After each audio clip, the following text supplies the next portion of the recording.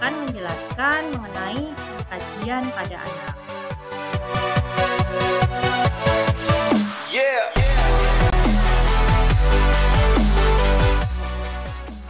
Pada pelayanan keperawatan anak, kita harus memahami mengenai istilah family centered care, yaitu kemitraan antara perawat dan keluarga, dikenal sebagai perawatan berpusat pada keluarga. Jadi, kita perawat itu harus bermitra dengan keluarga. Segala bentuk pelayanan ataupun perawatan harus didiskusikan atau disepakati bersama dengan keluarga.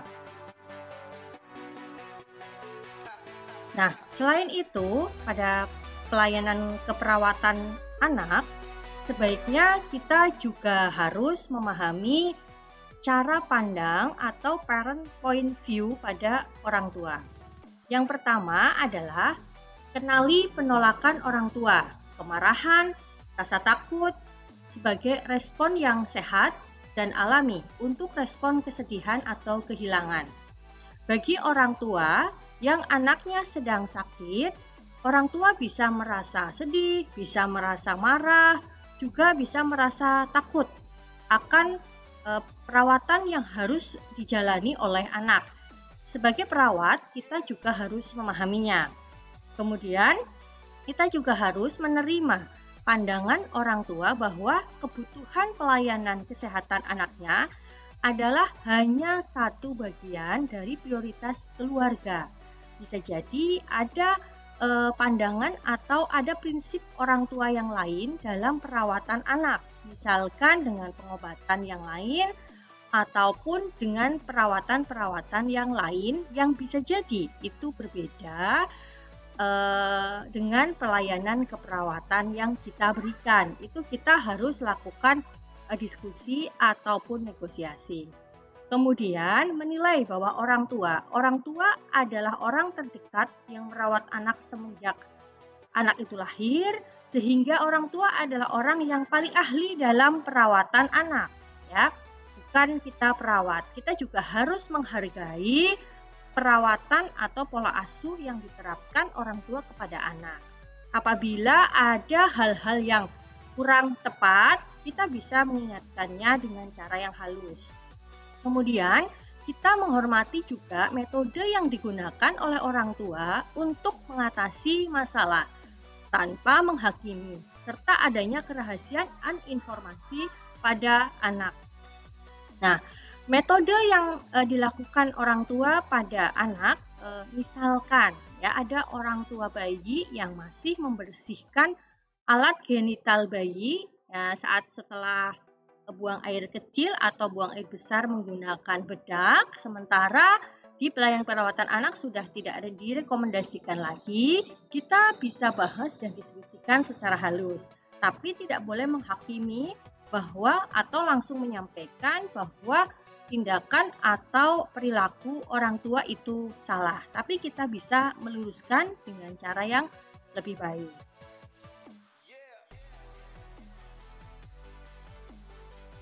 Nah, apa saja yang perlu dikaji pada pengkajian pada anak? Yang pertama adalah komponen riwayat kesehatan.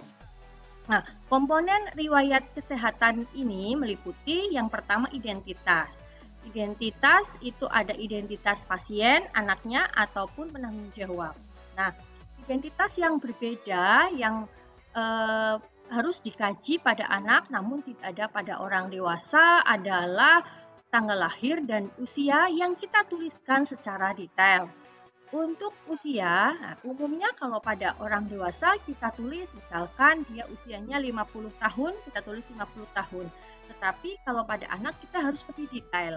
Misalkan anak belum berusia 1 tahun, kita bisa gunakan satuan bulan dan hari. Misalkan 6 bulan 7 hari. Kalau dia sudah lebih dari 1 tahun, kita bisa tuliskan secara lengkap ada tahun dan bulan. Misalkan 3 tahun 6 bulan. Kenapa? Karena usia akan mempengaruhi tugas perkembangan anak. Kemudian yang kedua adalah keluhan utama pada anak yang belum bisa menyampaikan keluhan utama. keluhan utama kita bisa tanyakan kepada orang tua. Menurut orang tua, apa hal atau apa keluhan yang paling mengganggu anak pada saat kita kaji. Kemudian riwayat masa lalu. Nah, riwayat masa lalu pada pengkajian pada anak itu ada banyak, kita lihat pada slide berikutnya. Riwayat masa lalu yang perlu dikaji pada anak yang pertama adalah riwayat kehamilan. Tentu saja riwayat kehamilan ibu saat hamil atau mengandung pasien kita. Apakah selama ibu hamil, ya, apakah ibu rutin memeriksa misalkan ke bidan atau dokter pelayanan kesehatan yang lain? Kemudian apakah pernah mengalami masalah seperti mual muntah yang berlebihan? Kemudian flek, ya, atau perdarahan atau sakit penyakit yang lain, termasuk apakah ibu menjalani imunisasi TT selama hamil, kemudian apakah ibu meminum misalkan obat yang terlarang. Itu perlu kita kaji karena ada beberapa masalah-masalah yang dialami ibu selama hamil akan mempengaruhi kondisi janin. Misalkan janin yang terlahir tidak sempurna, ya, atau ada kecacatan, itu bisa ada pengaruh pada saat ibu hamil. Kemudian yang kedua adalah riwayat persalinan. Yang perlu kita tanyakan dan catat adalah di mana ibu bersalin, ya, apakah di pelayanan kesehatan atau tidak, kemudian usia kehamilannya berapa, lalu metode persalinannya apa persalinan pervaginan atau spontan, atau spontan tapi dengan penyulit patologis, misalkan di vakum atau yang lainnya, ataupun dengan riwayat SC. Nah, jika ada kelainan, maksudnya persalinannya adalah dengan metode patologis, kita tanyakan kenapa persalinannya atau alasan persalinan patologis tersebut. Kemudian yang ketiga di sini adalah riwayat kelahiran. Riwayat kelahiran kita bisa kaji dari segi kondisi janin pada saat dilahirkan atau bayi baru lahir. Apa yang perlu kita tanyakan yaitu berapa berat badan bayi lahir, panjang badan bayi lahir, kemudian lahir apakah langsung menangis, ya. Lahir langsung menangis itu mengindikasikan bahwa bayi sehat, tidak ada sumbatan pada nafas. Kemudian yang berikutnya adalah riwayat alergi obat, ya. Mungkin anak ada riwayat alergi terhadap obat-obatan. Kemudian yang kelima adalah riwayat imunisasi, atau kalau ibunya lupa kita bisa lihat pada buku KIA. Kemudian yang terakhir adalah genogram, ya, itu kita gambarkan dari 3 generasi, ya, berarti harus 2 generasi di atas si anak, seperti itu, supaya kita tahu apakah ada riwayat penyakit keturunan ataupun menular di dalam keluarga si anak. Nah, berikutnya pengkajian yang pertama adalah untuk pemeriksaan fisiknya, maksud saya adalah antropometrik. Apa saja antropometrik yang perlu dikaji pada anak? Yang pertama adalah berat badan. Berat badan di sini akan menginformasikan tentang status gizi anak dan juga pertumbuhan anak apakah normal atau tidak. Cara mengukur berat badan sebaiknya itu baju anak itu dibuka semua atau baju bayi dibuka semuanya, baru kita timbang sehingga mendapatkan ukuran berat badan yang valid. Kemudian kalau pada anak yang lebih besar, kita bisa atau anak bisa menggunakan pakaian dalam saja, ya, misal pada anak usia sekolah. Kemudian yang kedua adalah tinggi badan atau panjang badan pada bayi, ya, yang belum bisa berdiri. Cara mengukur panjang badan itu adalah panjang badan itu dari ujung kepala sampai dengan ujung kaki. Ya, ujung kaki kita luruskan di bagian lutut, termasuk di bagian telapak itu juga harus tegak lurus seperti ini. Ya, sehingga istilahnya panjang badan adalah di pas panjangnya kaki. itu. Nah, kita bisa gunakan midline ataupun alat pengukur tinggi badan atau panjang badan. Kalau pada anak yang sudah bisa berdiri, sebaiknya pemeriksaan panjang badan kita lakukan dengan 2 orang. Satu orang itu menjaga bagian bawah anak, pastikan bahwa kaki anak itu berdiri tegak, tidak menjinjit dan menempel tembok. Satu orang lagi berada di atas untuk mengukur, untuk memastikan badan anak tegak dan kemudian mengukur tinggi badan anak dengan mikrotois di bagian kepala. Nah, pengukuran berat badan dan panjang badan yang akurat ini menjadi penting karena kita akan mendapatkan data tentang status gizi anak, kemudian tinggi badan dikaitkan dengan anak mengalami stunting atau tidak, termasuk kita akan mendapatkan data bagaimana pertumbuhan anak, apakah sesuai dengan kurva pertumbuhan seharusnya atau tidak. Kemudian yang ketiga adalah lingkar kepala.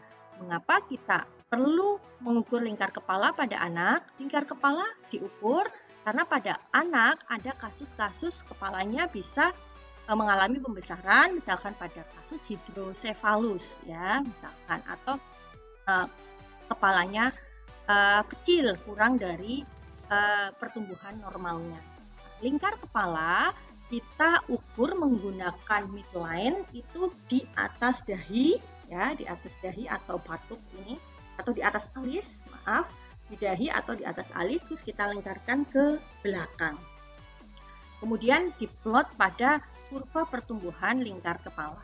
Kemudian lingkar lengan atas kita ukur di bagian lengan atas yang kanan.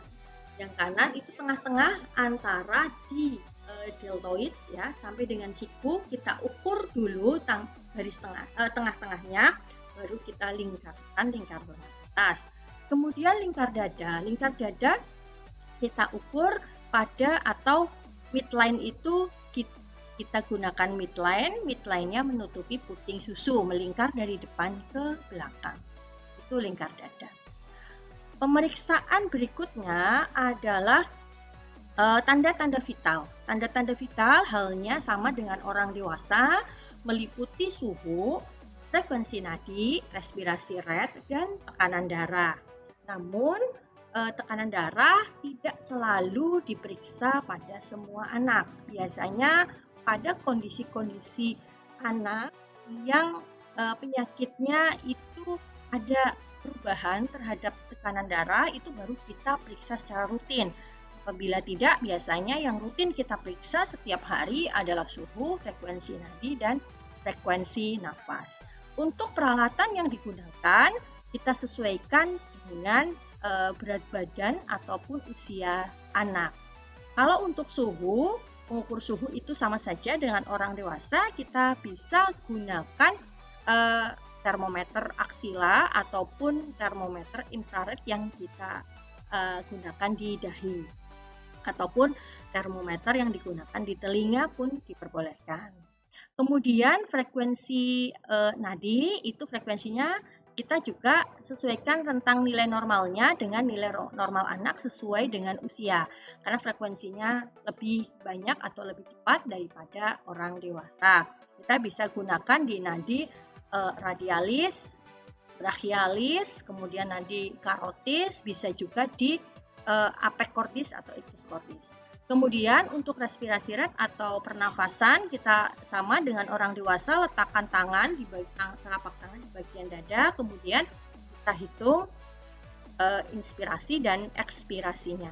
Ini juga untuk frekuensinya kita sesuaikan dengan rentang nilai normal pada anak sesuai dengan usia. RR juga lebih cepat atau frekuensi lebih banyak dibandingkan pada orang dewasa. Nah, kemudian yang berikutnya adalah pemeriksaan kulit. Pemeriksaan kulit kita harus buka semua pakaian anak. Pemeriksaan kulit ini juga bisa kita lakukan sekalian pada saat kita mengukur berat badan anak. Tadi kan bajunya semua sudah dibuka. Kita sudah bisa melihat warna kulit anak secara keseluruhan. Kemudian kita juga bisa meraba teksturnya. Kemudian suhunya juga bisa kita rasakan ya ketika kita palpasi atau memegang tubuh anak. Warnanya kita perhatikan, pada bayi baru lahir biasanya warnanya masih kemerahan. Apakah ada sianosis atau pucat atau ada warna-warna yang lain. Kemudian turgor, kalau turgor nanti kita periksa di bagian perut ya, cubitan kulit perut. Kemudian, nah kelenjar limfe. Kelenjar limfe normalnya pada kondisi normal itu tidak teraba, tidak terasa, dan juga tidak anak juga tidak merasakan nyeri kalau kita raba di bagian kelenjar limfenya. Nah, kita harus memeriksa di 4 tempat maksilaris, yaitu dengan cara tundukkan kepala sedikit kita raba ya. Kemudian kita juga bisa raba di bagian cervical. Kemudian kita raba juga di bagian aksila dan bagian inguinalis atau selangkangan ya, itu kelenjar limfe. Bisa terjadi pembesaran pada anak yang mengalami infeksi peradangan ataupun pada anak dengan kasus leukemia. Kemudian, nah bagian leher kita bisa inspeksi, kita lihat bagaimana ukuran lehernya.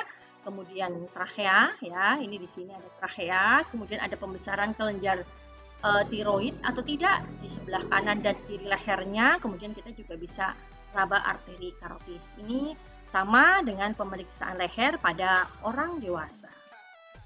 Kemudian untuk mata, yang pertama kita cek penempatan dan kesejajaran antara kedua bola mata. Ini apakah terletak sejajar, kemudian bola mata atau bagian yang hitam itu apakah itu juga sejajar. Kalau kita ke kanan, dia juga ke kanan semua, kanan dan kiri, maksudnya tidak ada strabismus ataupun juling.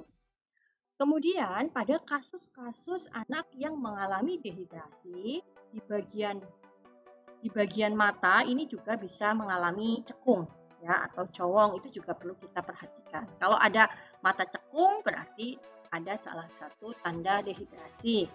Kemudian ukur jarak antara kedua kantus, ini adalah kedua kantus. Kalau kita perhatikan jaraknya normal pada umumnya anak, tidak perlu kita ukur. Tapi kok kalau kita curiga ada kelainan, nah ini terlalu lebar atau terlalu dekat, itu baru kita ukur. Normalnya kurang lebih 3 cm jarak antara kedua kantusnya. Nah, pada kasus apa? Di sini contohnya adalah pada kasus anak dengan sindrom Down, itu jarak kedua kantus itu bisa lebih lebar. Kemudian observasi penempatan tadi gerakan bola mata, strabismus atau tidak, termasuk konjungtivanya anemis atau tidak di bagian bawah seperti orang dewasa ya. Apakah berwarna kemerahan atau tidak ya. Kalau pucat berarti dia anemis seperti itu. Nah, pengkajian bagian pertama saya jelaskan sampai dengan mata terlebih dahulu. Nanti kita jelaskan pengkajian bagian kedua ya. Kita lanjutkan pada sesi berikutnya. Terima kasih. Assalamualaikum warahmatullahi wabarakatuh.